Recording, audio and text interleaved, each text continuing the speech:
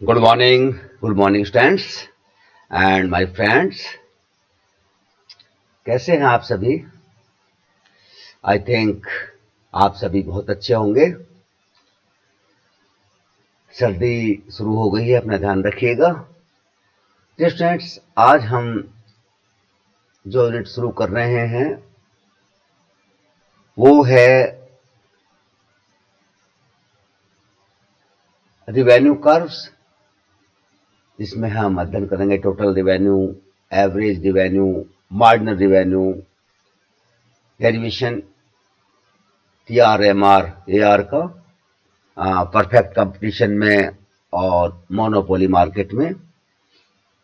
ये BA part first के first paper में कॉन्सेप्ट वाला जो पेपर है उसमें है, अति महत्वपूर्ण है। और वैसे भी इकोनॉमिक्स के स्टूडेंट्स के लिए प्राइमरी लेवल पर रिवेन्यू कर्व की जानकारी बहुत आवश्यक है। तो स्टूडेंट्स, हम शुरू करते हैं आज का अपना ये चैप्टर। इसका अध्ययन करेंगे हम रिवेन्यू कर्व्स। पहले बात करते हैं टोटल रिवेन्यू, कुल आगम इसको बोलते हैं। कुल आगम, यदि हम सिंपल सी भाषा में कहें कि कोई भी फर्म प्रचलित कीमतों पर अपनी जो कुल बिक्री होती है उससे जो आय प्राप्त होती है उसको हम कुल आगम कहते हैं। इसको निकालने के लिए कितनी मात्रा मार्केट में बेची गई और किन कीमतों पर बेची गई, यदि हम दोनों का आपस में गुणा कर दें तो हम कुल आगम या TR निकाल सकते हैं। जैसे कि इस प्रस्तुत फॉर्मूले में दिया गया है कि TR is equal to P into Q। P का मतलब प्राइस और Q का मतलब क्वांटिटी, जो मात्रा मार्केट में बेची गई है। TR कर्व आप देख सकते हैं इस आकृति का होता है।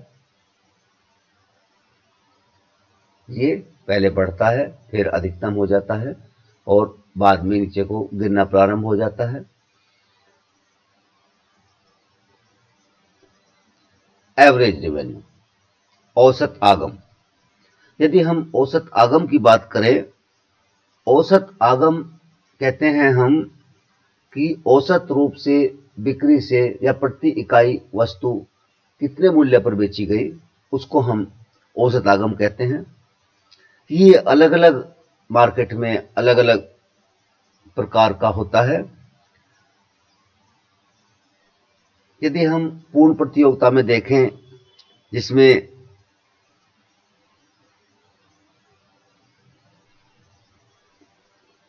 कीमत समान रहती है, आगे इसका अध्ययन करेंगे हम पूर्ण प्रतियोगिता में और अलग अलग दोनों का।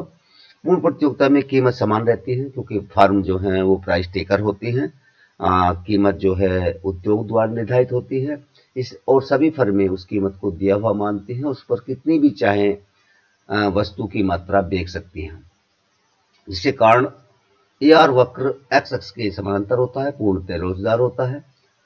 लेकिन मोनोपोली या मोनोपोलिस्टिक कंपटीशन में, एकाधिकार या एकाधिकारात्मक प्रतियोगिता में, औसत आगम वक्र प्राय बाएं से दाएं नीचे को गिरता हुआ होता है। अर्थात इन दोनों मार्केट में वस्तु की बिक्री बढ़ाने के लिए वस्तु की कीमत को कम करना होता है। औसत आगम को हम कुल आगम में वस्तु की इकाइयों का भाग देकर ज्ञात कर सकते हैं। जैसे कि ये दिखाया गया है, AR is equal to TR upon Q और P इंटू Q, जो कि TR का फॉर्मूला था, उसमें यदि Q का भाग दे दें तो वो निकल आता है। और AR is equal to P, किसी निश्चित कीमत पर AR जो है वो कीमत के बराबर होता है। AR वक्र को भी हम डिमांड कर्व भी कहते हैं, मांग वक्र भी कहते हैं। अब हम बात करेंगे मार्जिनल रिवेन्यू, सीमांत आगम, MR।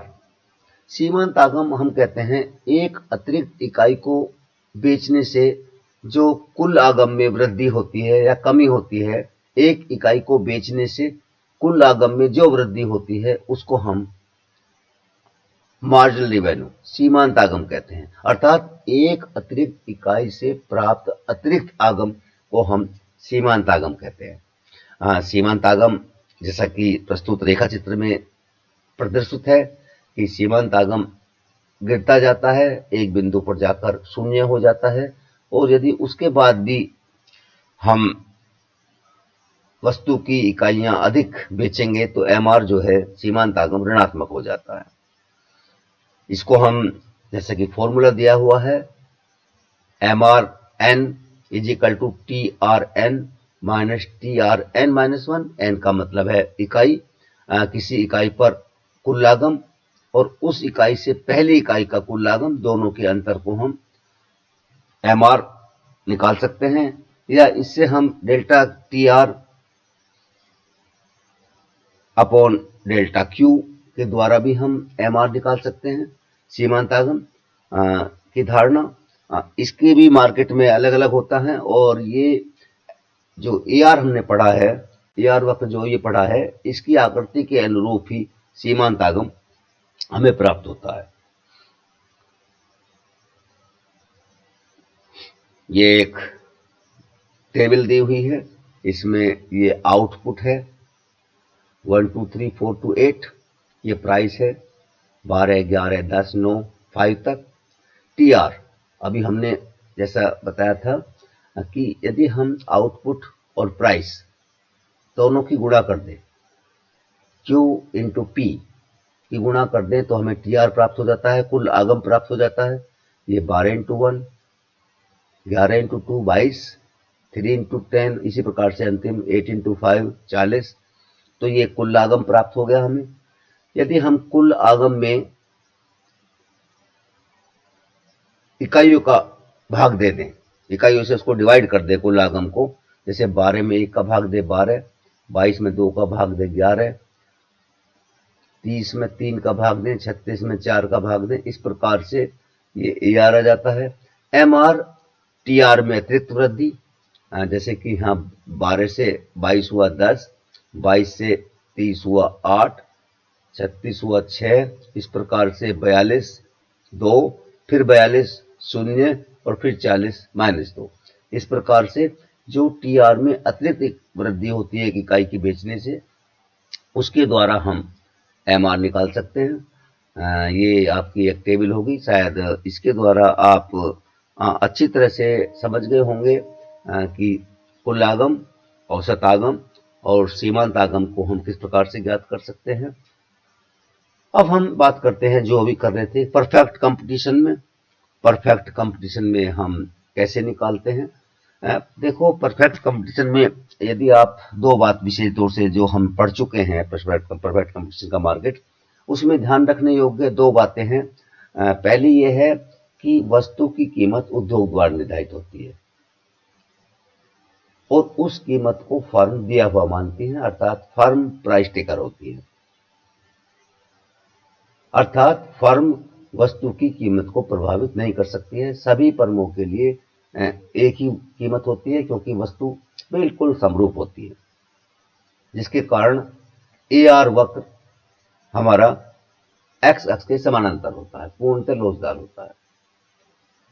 अब इसमें हम देख सकते हैं कि जब एक्स अक्ष के समानांतर होता है तो एम आर उसके बराबर होता है। उसकी बात हम बाद में करेंगे। पहले हम देखते हैं टोटल रेवेन्यू, कुल लागम। ये आउटपुट की इकाइयां हैं, ये प्राइस है, क्योंकि अभी देखा हमने प्राइस सेम रहता है, 10 10 10 है, और इसको इसकी गुणा कर दें तो ये हमारा कुल आगम टोटल रेवेन्यू आ जाता है। 0 10 20 30 40 50, ये 5 इंटू 10 की गुणा कर दी है। और इसका वक्र जो होगा वो इस प्रकार से होगा, बाएं से दाएं ऊपर को बढ़ता हुआ होगा। पहली इकाई पर आप देख सकते हैं 10 है, दूसरी इकाई पर 20 है, ये कुल आगम है इधर, तीसरी पर 30 40 और 50, अर्थात ये बढ़ती हुई रेखा होगी कुल आगम की। ये जो पीली लाइन जो दी हुई है और ये जो सर्किल दिए हुए हैं, ये एक आपस में संबंध स्थापित कर रहे हैं आउटपुट और कुल आगम के बीच, जो कि अभी हमने इस टेबल के द्वारा देखा है। तो ये डायग्राम से शायद हम भली भांति कुल आगम की धारणा पूर्ण प्रतियोगिता के अंतर्गत समझ सकते हैं। अब यदि हम बात करें average revenue under perfect competition, पूर्ण प्रतियोगिता में औसत आगम की बात करें, तो आप देख सकते हैं ये आउटपुट यूनिट्स हैं, कीमत है, कीमत समान रहती है। तो हमने अभी टोटल रेवेन्यू निकाल लिया, टीआर इन दोनों की गुणा के द्वारा, यूनिट्स जो आउटपुट की है क्यू और पी की गुणा के द्वारा टीआर निकल गया। अब हम जानते हैं एआर निकालते हैं टीआर अपॉन क्यू।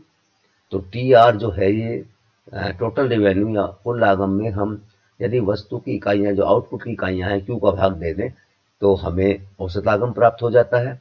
तो आप देख सकते हैं ये भाग देकर जो क्योंकि कीमत समान है, औसत आगम 10 10 10 10 10 जो कि कीमत है, अर्थात ये हमारा औसत आगम वक्र जो है वो मांग वक्र को भी प्रदर्शित करता है। फलस्वरूप ये हमारा पूर्ण प्रतियोगिता के अंतर्गत ये पीली वाली लाइन जो है ये एआर वक्र है, औसत आगम वक्र है, अर्थात इसी को हम मांग वक्र कहते हैं। पूर्ण प्रतियोगिता के अंतर्गत मांग वक्र एक्स अक्ष से समानांतर होता है, यह पूर्णतः लोचदार होता है। तो डियर स्टूडेंट्स, मैं समझता हूं कि आप इसको भली भांति समझ गए होंगे कि पूर्ण प्रतियोगिता के अंतर्गत जो औसत आगम वक्र है वो एक्स अक्ष के समांतर या पूर्णतः लोचदार होता है। यदि हम बात करते हैं मार्जिनल रेवेन्यू परफेक्ट कंपटीशन, सीमांत आगम की बात करते हैं।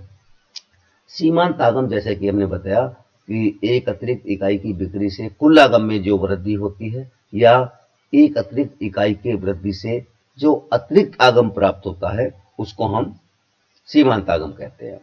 अब आप इसमें देख सकते हैं ये आउटपुट क्यू वही चीज है, टेबल को फर्दर एक्सटेंड किया गया है। ये कीमत है 10 10 10, पूर्ण प्रतियोगिता की बात कर रहे हैं, कीमत समान रहती है। ये टोटल रिवेन्यू है, इसको हम देख चुके हैं। ये एवरेज रिवेन्यू है, इसको भी हम देख चुके हैं। अब हम बात करते हैं मार्जिनल रिवेन्यू की। इसको हम TR delta TR upon delta Q के द्वारा ज्ञात कर सकते हैं, अर्थात 10 ये हमारा जो टोटल रिवेन्यू है इसमें इकाई जितनी बढ़ती जाती हैं इसमें भाग दे दें, 10 इंटू 1 10 अपॉन 1 10 अपॉन 1 10 अपॉन 1 जाएगा क्योंकि 10 10 की वृद्धि हो रही है। या ये कह सकते हैं कि टोटल रिवेन्यू में कितनी वृद्धि होती है, यहाँ देखें कि आप 10 से 20 हुआ, 10 की वृद्धि, फिर 10 की वृद्धि, फिर 10 की वृद्धि, इस प्रकार से जो मार्जिनल रिवेन्यू है सीमांत आगम वो 10 10 10 हमें प्राप्त हो रहा है, अर्थात सीमांत आगम समान है। और हम ये भी जानते हैं कि औसत आगम और सीमांत आगम के संबंध के द्वारा हम इसके अभी अध्ययन करेंगे कि जब इनका मैं थोड़ा सा यहीं पर बता देता हूं पूर्ण प्रतियोगिता के अंतर्गत क्या इसका संबंध होता है औसत आगम और सीमांत आगम का।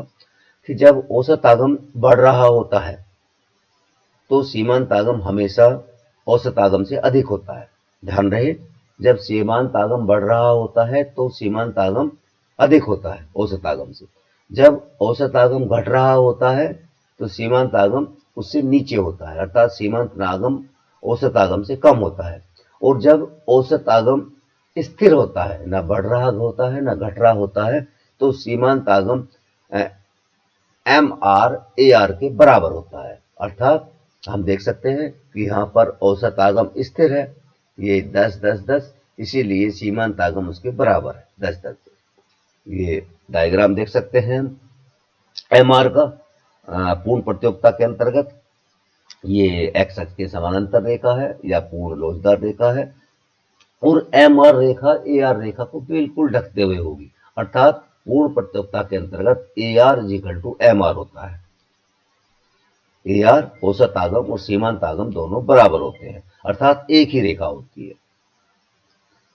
अब यदि हम बात करें मोनोपोली मार्केट में, मोनोपोली मार्केट में अभी हम देख सकते हैं कि ये बी में यदि हम देखें ये डिमांड कर्व है, अर्थात ये ए आर का वक्र है और ए आर वक्र जो है वही औसत आगम वक्र होता है। ये देख सकते हैं बाएं से दाएं नीचे की ओर गिरता होता है, अर्थात यदि मोनोपोली मार्केट में या मोनोपोलिस्टिक में भी लगभग सेम सा ही होता है, थोड़ा सा इसकी लोच में अंतर होता है और आकृति लगभग समान होती है, थोड़ा सा अधिक लोचदार हो जाता है। तो इसमें हम देख सकते हैं कि यदि उत्पादक या कोई फर्म अपने वस्तु की कीमत अपने वस्तु की बिक्री को बढ़ाना चाहती है तो वस्तु की कीमत को, मान लो बिक्री यहाँ करना चाहती है तो वस्तु कीमत को यहाँ से कम करनी पड़ेगी। कितनी कम करेगी, ये मोनोपोली मार्केट में मांग की लोच पर निर्भर करता है। ये जो मोनोपोलिस्ट है उसके वस्तु की डिमांड मार्केट में किस प्रकार की है। यदि हम अभी जो बात कर रहे थे इसमें AR, TR और MR अर्थात औसत आगम, कुल आगम और सीमांत आगम तीनों ही वक्र प्रदर्शित है। हम इसमें देख सकते हैं ये ग्रीन रंग का जो है ये डिमांड वक्र है या औसत आगम वक्र है, और ये जो रेड कलर का है ये सीमांत आगम वक्र है। और इसी के अनुरूप हमने ये जो बनाया है ये टोटल रिवेन्यू या कुल आगम वक्र है मोनोपोली में। आप इसमें देख सकते हैं कि